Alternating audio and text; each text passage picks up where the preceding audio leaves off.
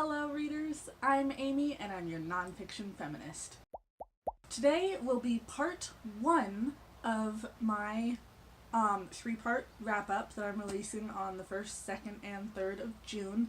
I decided to do a 3-part wrap-up because I read a lot of books this month and I don't want you guys to have to watch a 30-minute video. That being said, I also just previously released a 30-minute video, but whatever. I have my little handy-dandy book guide here. This is the Little Inklings book planner. I'm loving it so far. It's got like its book review sections and its calendars and everything. Yeah, so I'm reading off of this because I cannot possibly keep track of everything that I read this month.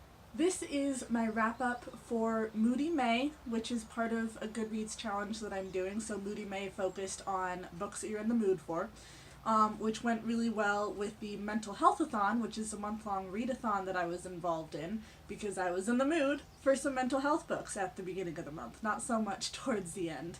I also have a little tracker that I made up for this, and I will put up the official tracker. This was hosted by Nicole at a Beautiful Chaos of Books. It was so awesome to take part in this.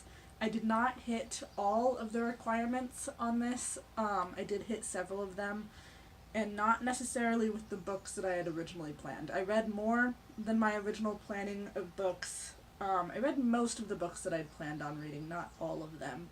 I will link my Mentalhealth-athon video down below so you can see what I had for all of these prompts so I don't have to go over those again. Also, sorry if you get some background noise. I have my window open because it is really hot in this room right now. Yeah, so let's get this started. I'm actually going to start off with my DNFs for this month, my did not finish books, if you're not familiar with the terminology. Just kind of want to get those out of the way.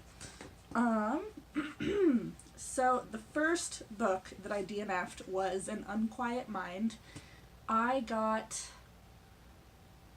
think I was actually almost at the halfway point with this one because I was getting through it fairly quickly, but it was just a very meh kind of book. Like, I don't know, the writing didn't really stand out halfway through. The mental illness story hadn't started yet. So it wasn't catching my interest. My next DNF for the month was When the Rabbit Howls. This was actually, it was really interesting. It's one of those books that it's a nonfiction, but it reads like a fiction in the way that it was written. And it's about a woman with 92 personalities, like roughly. There might actually be more. And the interesting thing with this book, for the authors, it says, like, the troops of Trudy Chase, which I guess is what they called the collection of personalities, was the troops. And the story is written by each of the personalities, or a collection of the personalities. And I was actually really kind of enjoying where this was going, but I was caught up in a couple of other books at the time, and, like, as much as I was enjoying it, it wasn't really sticking for me yet. So this is definitely one that I want to pick up again and give another chance to. I think my main problem was that by the time I actually got around to starting it, it was a little more than halfway through the month. At that point I was kind of over it with the Mentalhealth-athon at that point, because halfway through the month I'd read, I think, 12 mental health books, so the topic was just kind of getting a little exhausting for me at that point, and I started switching more to non-mental health books. But that said, I was really enjoying it. I can't wait to give it another try. Yeah, I should probably do a review on it once I actually get around to reading it. And pardon me if I still sound funny, because I am still sick, because sickness holds on to me and my immune system hates me. Other books that I did not finish. I have The Witches by Stacy Schiff. This is a book that I've been really wanting to get into. It's about Salem and the 1692 witch trials. It is a history book, and it's an enormous history book. Like, look at this thing. This is another book. It wasn't quite hooking me. Like, I enjoy the writing style, but it's almost a little, I don't want to say flowery for history. I don't know. It's been a while since I've read like a solid history book, so I think I just need to try again with the writing style.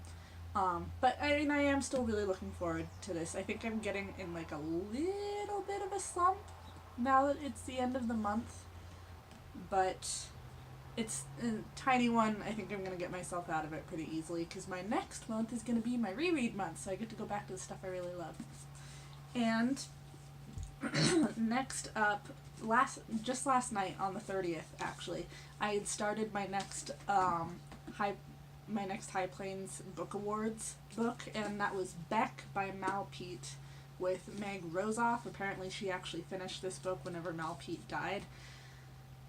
This book I'm not going to finish, and I'll definitely go into it more whenever I do a High Plains Book Awards video. I still have like 2 or 3 books to read for that.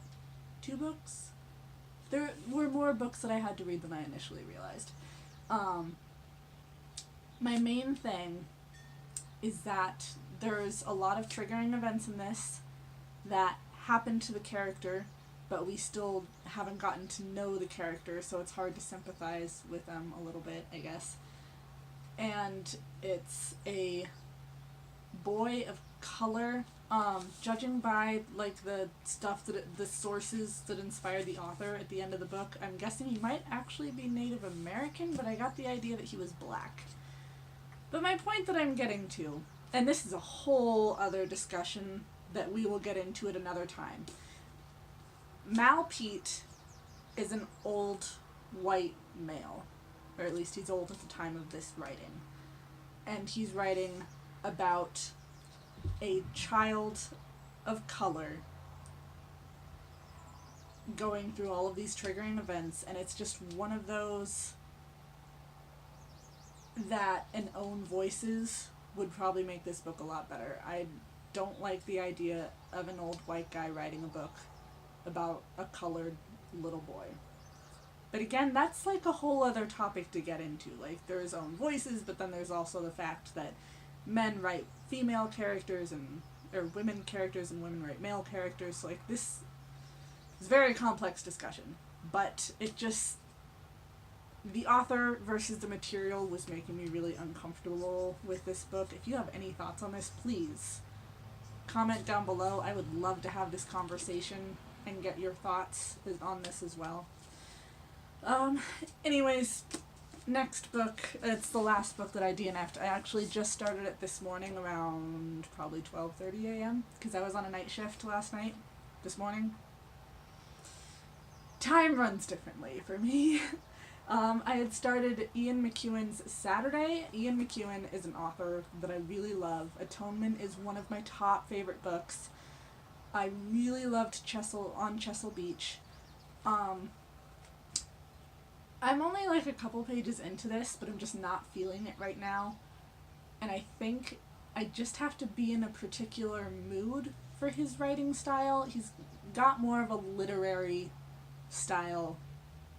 It could also be that like I've read a couple classics recently, so I don't know. I just have to be in the mood for this, and I'm realizing I'm not quite ready for this one, but this is definitely one that I will pick up again later.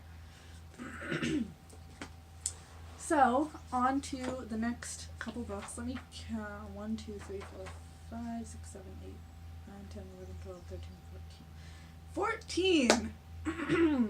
Finished books this month. So, 12 divided by 3 is 4. So, I'm going to start off with 4 books for this movie since I already went over my DNFs. And I'll do some extra books in my next 2 videos.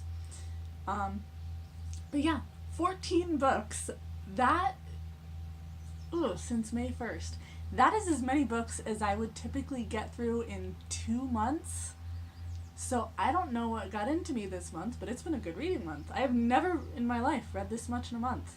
I think a lot of the mental health books that I read were like shorter or just easier reads to get through.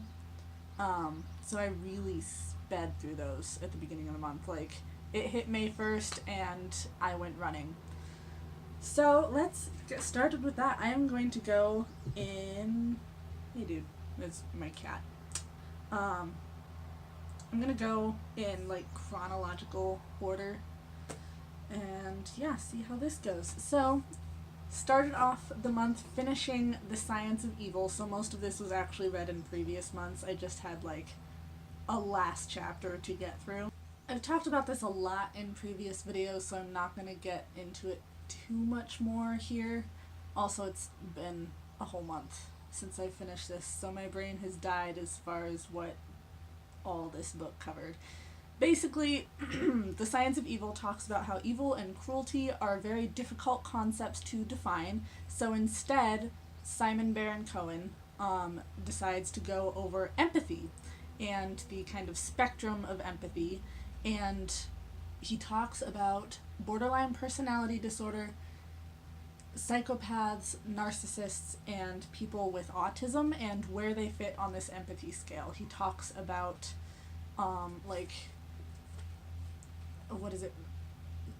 negative and positive degrees of empathy or something. He talks about how empathy studies can be used with, like, kind of reforming prisons and everything. That's in the last chapter. Again, my brain is really foggy at this point. It was a very heavily science-based book, so I did enjoy it, but there was a lot of, like, brain science and stuff to get through, which made it a slower read for me, but I did really enjoy it. That's all I have to say at this point. I've also been working all morning, so a little tired from that too. Good nonfiction. Recommend it, especially if you're into brain science more than I am, because the more you understand about, like, the brainy part of psychology, I think the more you would get out of this book.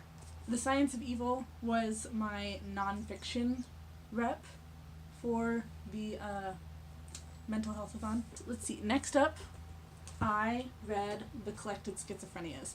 This I found on Possibly Literate, I believe is the name of her channel, and I remembered it whenever the Mentalhealth-athon started.